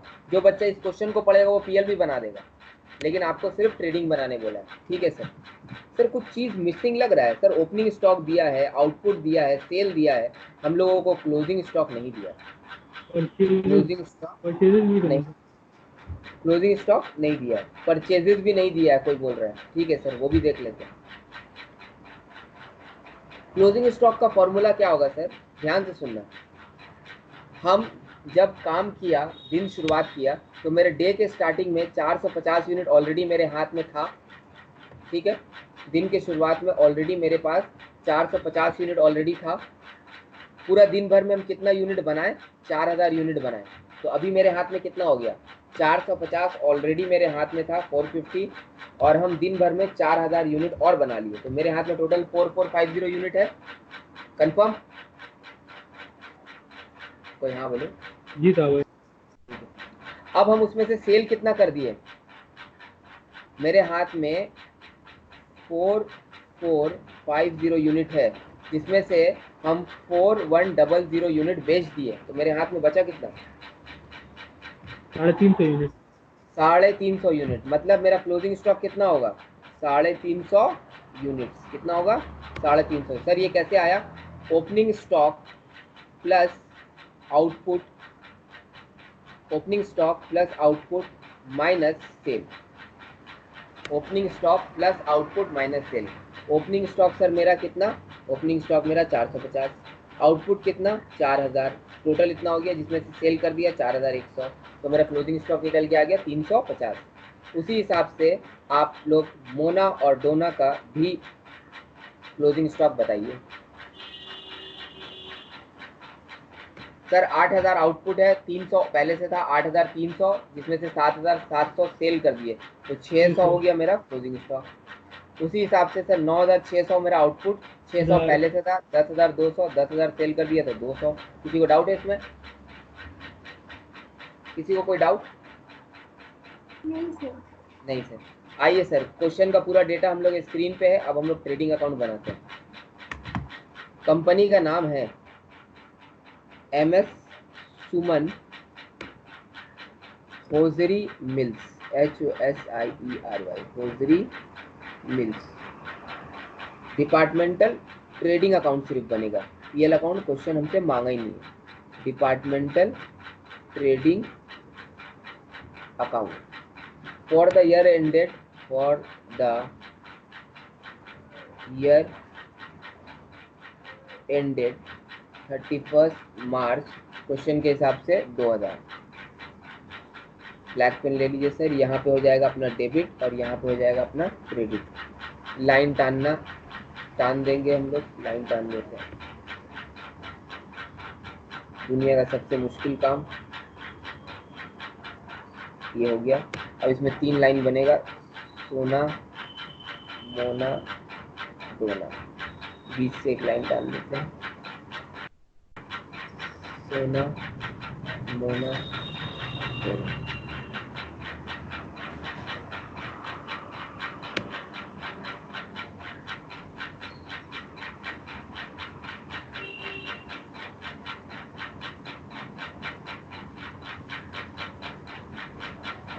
एक एक करके लिखना शुरू करते हैं। एक बहुत इंपॉर्टेंट क्वेश्चन रिजवान उठाया हुआ है कि सर परचेज भी नहीं दिया हुआ है, ठीक है, उस पर हम लोग चर्चा करेंगे सम्स करते करते। सर ट्रेडिंग बनाने के लिए क्या करना पड़ता है? सबसे पहले ट्रेडिंग बनाने के लिए हम लोग को 2 ओपनिंग स्टॉक लिखना पड़ता है, 2 ओपनिंग स्टॉक। उसके बाद हम लोग को क्या लिखना पड़ता है? परचेज लिखना पड़ता है। तो सर यहाँ पे अपना आ जाएगा परचेज, 2 परचेज, उसके बाद हम लोग को क्या लिखना पड़ता है सर, सेल लिखना पड़ता है, बाय सेल्स। और क्या आता है सर, बाय हम लोग का क्लोजिंग स्टॉक भी आता है, तो क्लोजिंग स्टॉक लिख लेते हैं, बाय क्लोजिंग स्टॉक। और क्वेश्चन में कुछ दिया हुआ था हम लोग का, क्वेश्चन में कुछ खर्चा नहीं दिया हुआ था, एक खर्चा दिया हुआ था, वो भी पीएल का खर्चा था। तो क्वेश्चन हमको एक बार देख लो, ऊपर डेटा देख लो, समझ में आ जाएगा। सर क्वेश्चन हमको कॉस्ट ऑफ प्रोडक्शन दिया 8 लाख, ये उसके बाद हमको ये सारा क्वेश्चन दे दिया, ओपनिंग स्टॉक दे दिया, आउटपुट दे दिया, सेल दे दिया, सेलिंग प्राइस दे दिया, क्लोजिंग स्टॉक अपना मेहनत से निकाला। सर ये कॉस्ट ऑफ प्रोडक्शन का क्या करना है वो हम लोग देख लेंगे। सबसे पहले हम लोग सेल लिख लें, चलिए सर सेल लिख लेते हैं। सेल कितना हो रहा है, हम लोग ऊपर में लिखा था सेल, एक बार देखो तो वर्किंग में 196,800, 196,800, 4,15,800 और यहाँ पे 6 लाख, ये अपना हम लोग सेल लिख लिया, ठीक है। उसके बाद सर हम लोग को क्लोजिंग स्टॉक निकालना है, ओपनिंग स्टॉक निकालना है और कॉस्ट ऑफ प्रोडक्शन भी निकालना है। अब आ जाते हैं इसका क्वेश्चन रिजवान का। रिजवान बोला सर क्वेश्चन में परचेज नहीं दिया हुआ, हम बोलते हैं क्वेश्चन में परचेज दिया हुआ है और उस परचेज का नाम है कॉस्ट ऑफ प्रोडक्शन। सर ये लोग क्या किया है ना, एक ही बार में तीनों चीज ले लिया है। कॉस्ट ऑफ प्रोडक्शन मतलब मटेरियल, लेबर और ओवरहेड, तीनों को टोटल लेके कॉस्ट ऑफ प्रोडक्शन बोल दिया। कॉस्ट शीट याद करो, कॉस्ट शीट में सर मटेरियल को ऐड करते थे, लेबर में direct wages indirect wages add करते थे और ओवरहेड ऐड करते थे, तो मेरा कॉस्ट ऑफ प्रोडक्शन आ जाता था। सर मटेरियल को हम लोग परचेज बोल सकते हैं, लेबर को हम लोग वेजेस बोल सकते हैं और ओवरहेड को हम लोग कैरेज इनवर्ड वगैरह एक्सपेंसेस बोल सकते हैं। इसीलिए तुम लोगों का ये जो ट्रेडिंग अकाउंट तुम लोग के आंख के सामने है, ये ट्रेडिंग अकाउंट में ना तो परचेज दिख रहा है तुम लोग को, ना तो कोई एक्सपेंस दिख रहा है, ना कोई वेजेस दिख रहा है, खाली sale, closing stock, opening stock दिख रहा है। क्यों? क्योंकि कॉस्ट ऑफ प्रोडक्शन में ये लोग मटेरियल, लेबर, ओवरहेड मतलब परचेज, वेजेस और कैरेज इनवर्ड जैसा एक्सपेंसेस सारा ले लिया। किसी को इस पॉइंट में डाउट है? नहीं था भाई। डाउट नहीं है, ठीक है। सर कॉस्ट ऑफ प्रोडक्शन कितना है सर? 8 लाख। बट 8 लाख को बांटेंगे कैसे, यही तो दिक्कत है। 8 लाख को बांटेंगे कैसे, ये दिक्कत है, ठीक है। सर ओपनिंग स्टॉक हमको यूनिट में मालूम है, हमको यहाँ पे अमाउंट में लिखना है, तो अमाउंट किससे, कौन सा अमाउंट ले, सेलिंग प्राइस ले क्या? सेलिंग प्राइस आप ले नहीं सकते, आपको तो कॉस्ट प्राइस लेना होगा, क्योंकि ओपनिंग स्टॉक और क्लोजिंग स्टॉक कॉस्ट पे होता है। हमको कॉस्ट मालूम नहीं है, हमको सेलिंग प्राइस मालूम है क्वेश्चन में। ये देखो, ये सेलिंग प्राइस, ये सेलिंग प्राइस, ये सेलिंग प्राइस। तो सबसे पहले हमको कॉस्ट प्राइस निकालना पड़ेगा, क्योंकि अगर हम कॉस्ट प्राइस पर यूनिट नहीं निकालेंगे तो हम ओपनिंग स्टॉक और क्लोजिंग स्टॉक नहीं लिख पाएंगे। कॉस्ट प्राइस पर यूनिट निकालना पड़ेगा। कॉस्ट प्राइस पर यूनिट कैसे निकलेगा सर? आइए working note 1,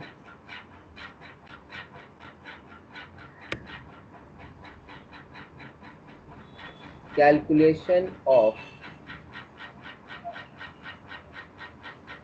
GP rate and cost price per unit. Sir आप कॉस्ट प्राइस पर यूनिट बोले, अभी आप जीपी रेट भी लिख रहे हैं, कॉस्ट प्राइस कैसे आएगा सर? कॉस्ट प्राइस आएगा कैसे? मेरे पास सेलिंग प्राइस है, मेरे पास क्या है? सेलिंग प्राइस है। सेलिंग प्राइस में कितना प्रॉफिट एलिमेंट है, अगर हम वो पता कर लें, कितना जीपी रेशियो है वो पता कर ले और उसको उससे एलिमिनेट कर दे, तो मेरे पास क्या आ जाएगा? Cost price. सेलिंग प्राइस से अगर आप प्रॉफिट माइनस कर दीजिएगा तो आपका कॉस्ट प्राइस आ जाएगा। इसलिए सेलिंग प्राइस जो आपको क्वेश्चन में दिया हुआ है, उससे अगर आप जीपी रेशियो निकाल के या जीपी रेट निकाल के आप अपना कॉस्ट प्राइस उसमें मार दीजिएगा तो आपका कॉस्ट प्राइस आ जाएगा। फिर से बोलिए सर, सेलिंग प्राइस से अगर आप जीपी रेशियो यूज करके उससे जीपी रेशियो से प्रॉफिट हटा दीजिएगा तो आपका कॉस्ट प्राइस आ जाएगा। इसलिए हमको जीपी रेशियो निकालना बहुत ज़रूरी है। जीपी रेशियो कैसे निकलेगा सर? आइए देखते हैं।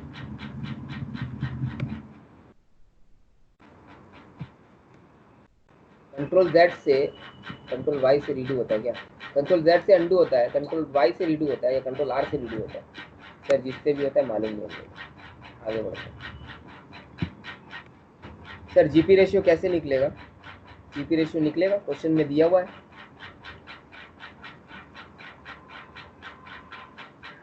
Cell less cost of production is equal to profit. Sir sale से अगर आप कॉस्ट ऑफ प्रोडक्शन माइनस कीजिएगा तो आपका प्रॉफिट आ जाएगा। ऑब्वियस सा बात है सर, आना भी चाहिए। सेल से अगर हम लोग कॉस्ट ऑफ प्रोडक्शन माइनस करेंगे तो हमारा प्रॉफिट आ जाना चाहिए। सर कॉस्ट ऑफ प्रोडक्शन कितना है? 8 लाख है। सेल कितना है? आइए ऊपर देखिए। तुम लोग एक बात बताओ, तुम लोग क्लास 3 का बच्चा मैथ्स में 91 लाया और क्लास 10 का बच्चा मैथ्स में 70 लाया, दोनों को कंपेयर कर सकते हो क्या? बोलो हाँ ना बोलो जल्दी। नहीं, मतलब कंपेयर करने के लिए हमको दोनों को एक ही पैरामीटर में रखना पड़ेगा। मतलब क्लास 9 का बच्चा का मैथ्स एक बच्चा का और दूसरा भी क्लास 9 का बच्चा का ही मैथ्स, तब हम उसको कंपेयर कर सकते हैं कि इसका 90 आया इसका 81 आया, हाँ तो 90 वाला बेटर है, लेकिन दोनों क्लास 9 का होना चाहिए। तो जब हम लोग प्रॉफिट निकालने के लिए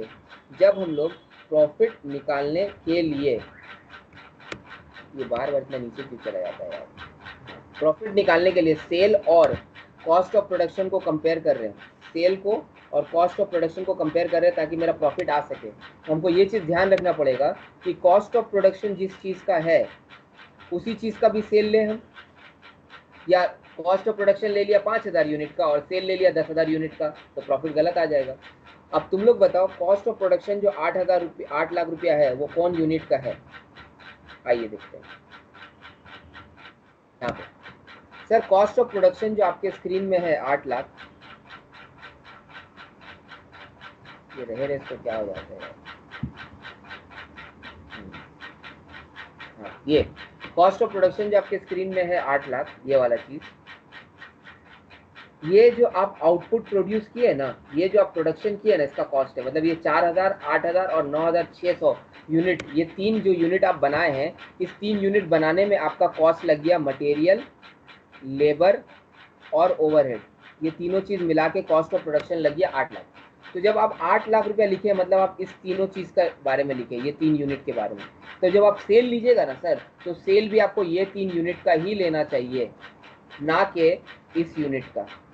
ये तो एक्चुअल सेल है, लेकिन आप जब कॉस्ट इसका ले रहे हैं 8 लाख, तो सेल भी आपको इसी का लेना पड़ेगा, 4000, 8000 और 9600 का। तो अब हम सेल लिखेंगे 4000, 8000 और 9600 का। आइए सर कैसे लिखेंगे, ये देखिए, ये अपना आ गया पेन। 4000,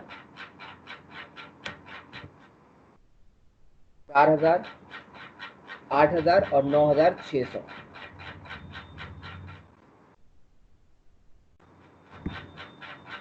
चार हजार कंट्रोल। सेलिंग प्राइस कितना था मेरा? 4000 का सेलिंग प्राइस कितना था? 4000 का सेलिंग प्राइस था 48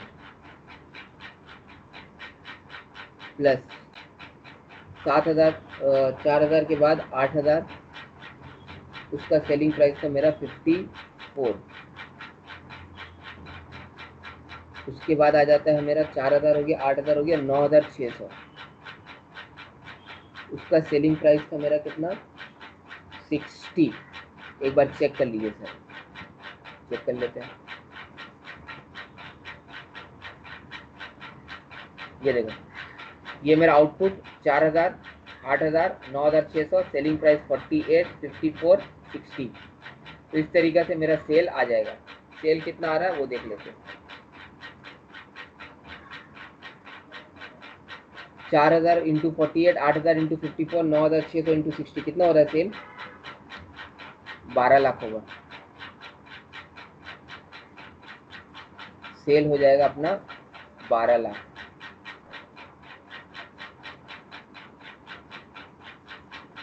यहाँ पे लिख देते हैं 12 लाख। और अपना कॉस्ट कितना है? 8 लाख। तो प्रॉफिट कितना आया? 4 लाख। किसी को ये 12 लाख लेने में कंफ्यूजन है या प्रॉफिट जो 4 लाख आया उसमें कंफ्यूजन है? क्योंकि यही इस सम का इम्पोर्टेंट पॉइंट है। ये पार्ट और एक बार रिपीट कीजिए ना। ठीक है, हम लोगों को ग्रॉस प्रॉफिट निकालना है। ठीक है, ग्रॉस प्रॉफिट निकालने का मतलब होता है कि हम लोगों को सेल से कॉस्ट माइनस करना पड़ेगा। सेल मेरा है पता नहीं हमको। कॉस्ट ऑफ प्रोडक्शन मेरा 8 लाख है। कॉस्ट ऑफ प्रोडक्शन अगर 8 लाख है तो कॉस्ट ऑफ प्रोडक्शन किसका लिया हम कॉस्ट, एक बार ऊपर आके देखते हैं। 8 लाख यहाँ पे जो आपका कॉस्ट ऑफ प्रोडक्शन है ये वाला, ये जो आपका 8 लाख कॉस्ट ऑफ प्रोडक्शन है, ये 8 लाख प्रोडक्शन इस चीज़ का है, ये आउटपुट जो हुआ है ना आपका, इस चीज़ का 8 लाख प्रोडक्शन है आपका, ठीक है। ये 8 लाख जो आपका खर्चा लगा, ये आउटपुट जो आप प्रोड्यूस किए उसका लगा। मतलब सर आप 4000 सोना का यूनिट्स, 8000 मोना का यूनिट्स और 9600 डोना का यूनिट्स, ये तीनों यूनिट्स बनाने में आपका 8 लाख रुपया खर्चा लग गया। किसमें? मटेरियल में, लेबर में और ओवरहेड में, जिसको आप कॉस्ट ऑफ प्रोडक्शन बोल रहे हैं। तो जब कॉस्ट आप 8 लाख ले रहे हैं ये यूनिट का, 4000, 8000 और 9600 यूनिट का, तो सेल भी आपको लेना होगा 4000, 8000 और 9600 यूनिट का, ना कि सेल आप एक्चुअल सेल का लीजिएगा। अगर आप सेल 4000, 8000, 9600 का लीजिएगा तभी जाके आपका सही प्रॉफिट आएगा। सर आप 4000 और selling price 48, 4000 selling price 48, 8000 selling price 54 और 9600 सेलिंग प्राइस 60, ये तीनों को मल्टीप्लाई कीजिएगा तो आपका सेल आ जाएगा। नीचे आके हम लोग एक बार सेल देख लेते हैं। 4000 को हम 48 से मल्टीप्लाई किया, 8000 को 54 से और 9600 को 60 से, तो मेरा सेल आ गया 12 लाख। ये जो सेल है इसका कॉस्ट हुआ 8 लाख, क्योंकि ये हम जो सेल लिया है ये प्रोडक्शन का सेल लिया है, मतलब टोटल सेल लिया, ना कि एक्चुअल सेल लिया। क्यों सर? क्योंकि अभी आप बताएं, आप दो अलग अलग चीज़ को कंपेयर करके प्रॉफिट नहीं निकाल सकते। जिस चीज़ का आप कॉस्ट लीजिएगा उसी चीज़ का आपको सेल लेना होगा।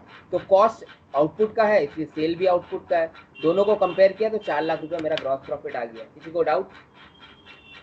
नहीं सर, ठीक है सर, जब प्रॉफिट आ गया है, सेल है, तो जीपी रेट भी निकल ही जाएगा अपना। GP rate is nothing but GP by sale into 100। GP है 4 लाख, सेल है 12 लाख, इंटू 100, सर हो गया 33.33%, या बोल दीजिए 1/3। ठीक है सर, क्वेश्चन में एक लाइन था, उस लाइन को आप अंडरलाइन किए थे, बोल्ड कराए थे। वो लाइन था the rate of gross profit is same in each case.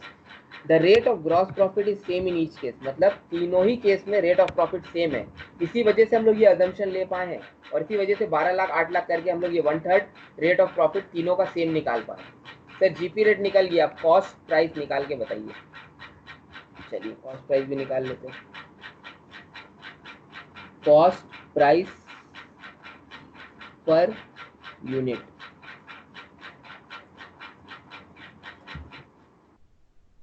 Cost price per unit. आइए देखिए, सबसे पहले हम सेलिंग प्राइस पर यूनिट लिख दें। सेलिंग प्राइस पर यूनिट सोना, उसके बाद मोना, उसके बाद Dona. Sir selling price per unit कितना था? इसका था 60, इसका था 48 और इसका था 54। सेलिंग प्राइस से हमको क्या लेस करना होगा सर? प्रॉफिट लेस करना होगा, less gross profit. Gross profit कितना है सर? 1/3 बोलिए या 33.33%। तो सर इसका हम 1/3 निकाल लेते हैं। 48 का 1/3, 48 का 1/3 हो जाएगा मेरा 16, ये लेस होगा। 54 का 1/3 कितना होगा सर? 18 और 60 का 1/3 कितना होगा? 20। तो इस तरीके से मेरा कॉस्ट प्राइस पर यूनिट आ जाएगा। कॉस्ट प्राइस पर यूनिट आ जाएगा मेरा। 48 से 16 गया, ये 32 हो गया। 54 से 18 गया, कितना हो जाएगा? 36 और 60 से 20 गया, हो जाएगा 40। कॉस्ट प्राइस पर यूनिट में किसी को कंफ्यूजन है?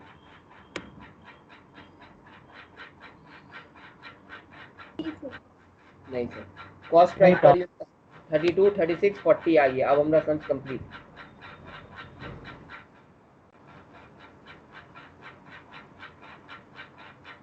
चलिए sir, opening stock. Opening stock का यूनिट आप लोगों को पता था सर? हाँ सर पता था, 450। कॉस्ट प्राइस कितना अभी निकाले सर? 32। तो 450 इंटू 32 हो गया 14,400। उसी हिसाब से ये ए का है, ये सोना का है, मोना का कितना है 300 मेरा ओपनिंग स्टॉक था, और अभी अभी हम लोग कॉस्ट प्राइस पर यूनिट निकाला 36, इसका कितना हो गया सर 10,800। और लास्ट वाला का मेरा क्लोजिंग ओपनिंग स्टॉक था 600 और उसका कॉस्ट प्राइस हो गया मेरा 40, तो इसका निकल गया 24,000। ये मेरा ओपनिंग स्टॉक हो गया। क्लोजिंग स्टॉक निकाल लें। क्लोजिंग स्टॉक आप निकाले थे सर 350 इंटू 32, दूसरा वाला का था मेरा 600 इंटू 36, और तीसरा वाला का 200 इंटू 40। सोना मोना डोना तीनों का हो गया, एक का 11,200, दूसरा वाला का 21,600 और तीसरा वाला का मेरा 8,000। ये तीनों बन गया। Cost of production sir 8 lakh है। 8 लाख को बांटे कैसे करके? 8 लाख को बांटने का जरूरत नहीं है, आपको पता 8 लाख अपने आप निकल आएगा। देखो कैसे करके निकलेगा। इसको थोड़ा मिटा रहे हैं, ये मटेरियल लेबर ओवरहेड को। ये अपना ये भी मिट गया।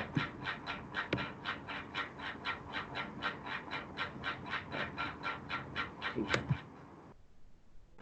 चलो।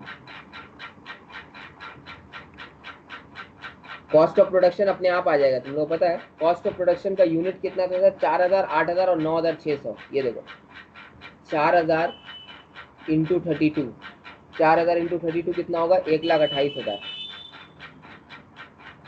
उसके बाद 8,000 इंटू 36, 8,000 इंटू 36 कितना हो जाएगा? 2,88,000। और लास्ट में 9,600 इंटू 40 कितना हो जाएगा? 9,600 इंटू 40, 3,84,000। तुम लोग तीनों को ऐड करो, देखो 8 लाख आ जाएगा। 3,84,000 प्लस 2,88,000 प्लस 1,28,000, 8 लाख आ गया।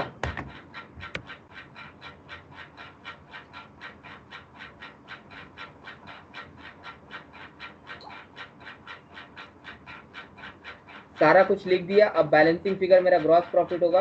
ग्रॉस प्रॉफिट निकाल लेते हैं, टोटल निकाल लेते हैं, काम तमाम। तो लास्ट में लिख देते हैं 2 ग्रॉस प्रॉफिट, 2 ग्रॉस प्रॉफिट, जो कि मेरा बैलेंसिंग फिगर होगा। ग्रॉस प्रॉफिट मेरा कितना आ रहा है जल्दी जल्दी बताओ।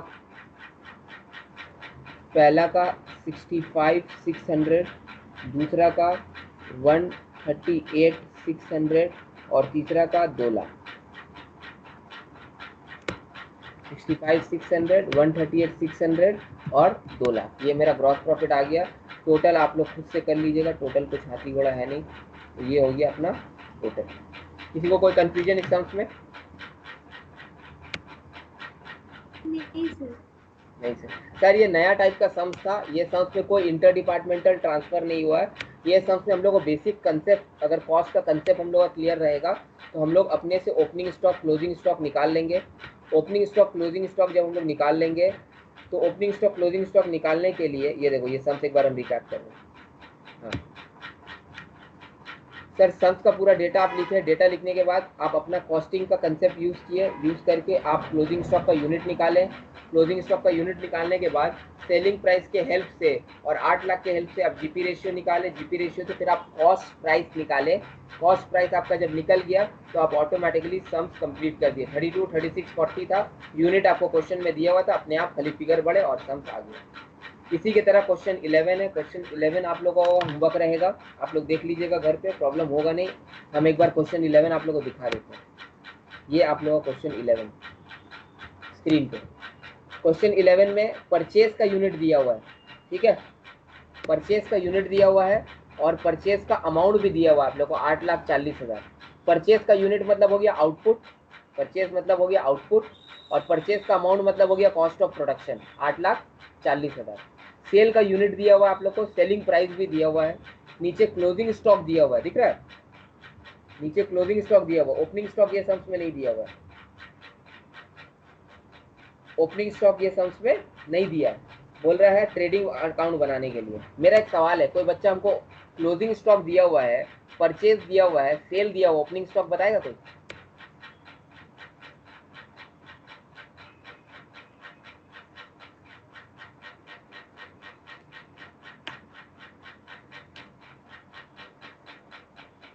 कोई है कॉल पे या सब चला गया?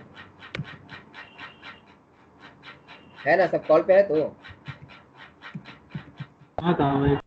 हाँ, परचेज दिया हुआ है, परचेज दिया हुआ है, सेल दिया हुआ है, क्लोजिंग स्टॉक दिया हुआ, ओपनिंग स्टॉक बताना है। चलिए सर आप ही बता दीजिए, तो नीचे आ जाते हैं। हाँ भाई, ये वैसी वैसे फॉर्मूला तो हो जाएगा, तो closing stock is equal to आपका opening stock plus purchases minus sales ना। हाँ हाँ, वही वाला फॉर्मूला से ये कहानी कंप्लीट हो जाएगा। तो ऊपर जाके हम दिखा देते हैं, आइए देखिए। सर आप अभी एक फॉर्मूला लिखे थे, एक हम लोग का फॉर्मूला क्या है, ये तो नॉर्मल कंसेप्ट है ना, साल के दिन के शुरू में इतना था, इतना प्रोड्यूस किया तो रात में कितना बचा, यही तो है। सर आप क्लोजिंग स्टॉक के लिए एक फॉर्मूला लिखे थे, वो फॉर्मूला क्या था आपको याद है? ये देखिए सर, आप लिखे थे opening plus output minus cell, दिख रहा है सबको? Opening plus output minus cell. हम इसी फॉर्मूला में सारा कुछ करके ख़त्म करते हैं। Opening plus output minus sale is equal to closing stock, यही फॉर्मूला था हम लोग का। चलिए इसी में आ जाते हैं। सर आप लिखे control Z, pen change, closing stock. Closing stock is equal to opening stock plus output, output मतलब सर परचेज हो जाएगा, और माइनस सेल। अब आप इस फॉर्मूला में पुट कीजिए। क्लोजिंग स्टॉक आपका क्वेश्चन में दिया हुआ है, हाँ दिया हुआ है sir, closing stock 400, closing stock 400। Opening stock sir मालूम नहीं। आउटपुट मतलब परचेज आप बोले, तो परचेज कितना हुआ? 5000 यूनिट, परचेज हुआ 5000 यूनिट। और सेल कितना हुआ सर? सेल हुआ है 5200 यूनिट, 5200 यूनिट। ध्यान से सोचो तुम लोग, 5200 यूनिट तुम लोग सेल कर दिए, फिर भी तुम लोग के पास 400 यूनिट बचा हुआ है, मतलब टोटल कितना यूनिट था तुम लोग के पास? 5600 यूनिट। 5200 यूनिट तुम लोग सेल कर दिए, फिर भी तुम्हारे पास 400 यूनिट बचा हुआ, मतलब टोटल तुम लोग के पास था कितना? 5600 यूनिट। और तुम खरीद के लाए 5000 यूनिट, टोटल 5600 यूनिट है तुम्हारे पास, और तुम खरीद के लाए हो 5000 यूनिट। मतलब साल के शुरू में तुम्हारे पास 600 यूनिट पड़ा था, तभी तो 5600 यूनिट हुआ। ये हुआ कंसेप्ट। अब फॉर्मूला से निकाल लेते हैं। यहाँ पे 400, यहाँ पे 5000 माइनस 5200, तो ये हो गया माइनस 200, और ये हो गया ओपनिंग स्टॉक। और नीचे चले जाते हैं, ओपनिंग स्टॉक को यहीं रख देते हैं, यहाँ पे माइनस है तो यहाँ जाके प्लस हो जाएगा वो, तो अल्टीमेटली ओपनिंग स्टॉक कितना आ गया? 600। ओपनिंग स्टॉक कितना हो गया? 600। सिंपल एक फॉर्मूला है जो हम लोग को याद रखना चाहिए। परचेज का बोलो या सेल का बोलो या क्लोजिंग स्टॉक का बोलो या ओपनिंग स्टॉक का बोलो, फॉर्मूला क्या है? Opening plus purchase, opening plus purchase minus closing, opening plus purchase minus closing is equal to sale. ये आप याद रख लीजिए बस, opening plus purchase minus closing is equal to sale. साल के शुरू में आपके पास है 600 यूनिट, आप खरीद कर लाए हैं 5000 यूनिट, तो अभी कितना यूनिट हो गया आपके पास? 5600, जिसमें से साल के एंड में आपके पास बच गया 400 यूनिट। 600 यूनिट आपके पास था, 5000 आप खरीद के लाए, टोटल आपके पास 5600 यूनिट हुआ। 5600 यूनिट में से 400 आपके पास बच गया, तो आप सेल कितना किए? 5200 यूनिट। अब इसी में से हम लोग को कभी सेल नहीं पता होगा तो सेल निकालेंगे, कभी ओपनिंग नहीं पता होगा तो ओपनिंग निकालेंगे, कभी परचेज पता होगा। तो अगर ये 4 एलिमेंट में 1 2 3 4, ये 4 एलिमेंट में कोई भी 3 दिया होगा और चौथा नहीं दिया होगा, वो निकाल लेंगे। तो बड़ा बात थोड़ी ना, opening plus purchase minus closing करके। इस क्वेश्चन में आपको परचेज दे दिया था, सेल दे दिया था, और आपको क्लोजिंग दे दिया था, आपको ओपनिंग निकालना था। तो ए का ओपनिंग आप लोग निकाले 600, बी का ओपनिंग कितना होगा जल्दी बताओ, जिससे पूछेंगे वही बताएगा। बी का ओपनिंग सोमरिता बताओ कितना होगा?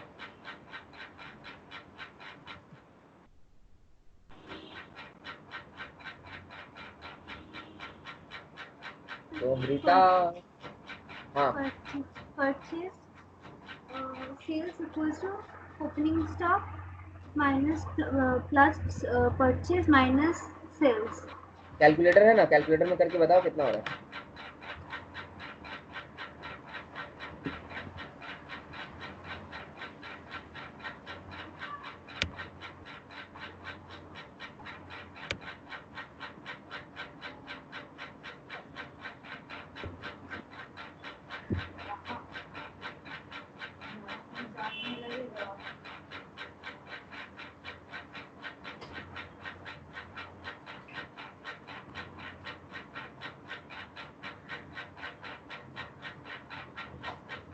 सर 19,755।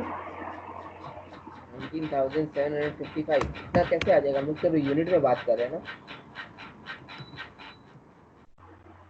कॉस्ट पे नहीं, यूनिट पे बात कर रहे हैं। ये देखो बी का निकालते हैं। सर बी का कैसे निकलेगा? Same formula, sale is equal to opening stock plus purchase minus closing stock. Question में सेल दिया हुआ है, हाँ सर सेल दिया हुआ है यूनिट में 9,800। 9,800 ओपनिंग स्टॉक ढूंढना है तो ओपनिंग स्टॉक लिख दिए। परचेज दिया हुआ, हाँ सर परचेज दिया हुआ है 10,000 यूनिट, तो 10,000 यूनिट परचेज लिख दिए। और क्लोजिंग स्टॉक भी क्वेश्चन में दिया हुआ है 600 यूनिट, तो 600 यूनिट क्लोजिंग स्टॉक लिख दिए। तो मेरा ओपनिंग स्टॉक कितना आएगा? 10,000 से 600 माइनस हो गया, यहाँ पे आ जाएगा 9,400 और यहाँ पे 9,800। ये हो गया ओपनिंग स्टॉक, ये हो गया प्लस।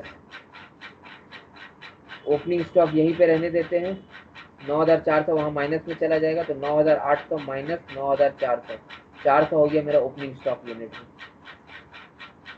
ठीक है? हाँ सर। जी था भाई। रिजवान हमको सी का ओपनिंग स्टॉक बताओ।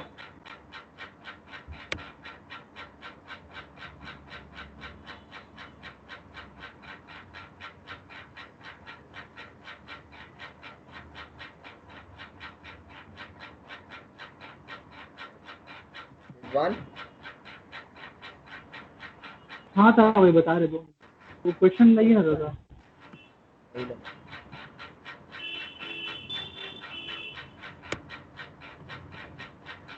शोएब तुम भी बता सकते हैं, जो पहले बता दें।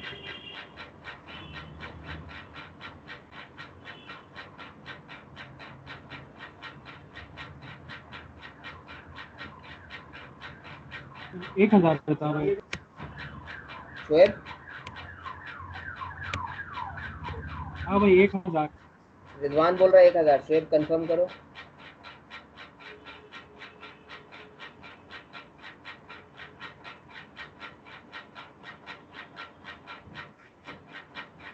शोएब भी 1,000 बोल रहा है।